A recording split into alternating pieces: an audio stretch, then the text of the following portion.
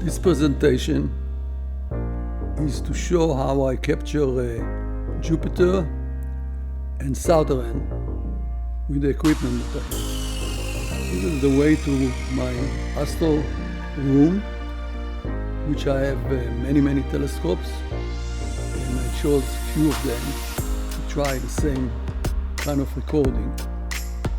I have a big opening to the west and a big opening to the south, and it depends where the planets or the deep sky objects are, and that's where I'm capturing them. If I need, I go outside, of course, which I have a big surface outside to put any telescope.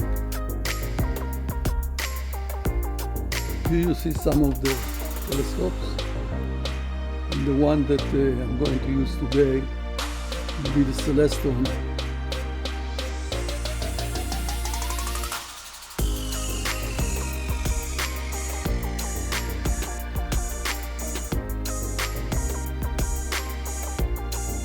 This is the Celestron aviation, which I will use to capture. Here I am in the evening with stellarium on the computer.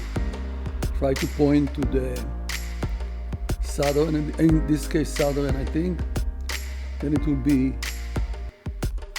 Jupiter. I use these applications to post-processing the data.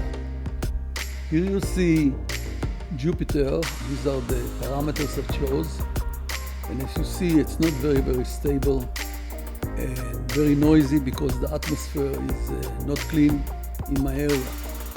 Same situation I have with Saturn. Basically it's unusable in this way, but I'm using this application to try to filter the noise and get the proper colors in this presentation.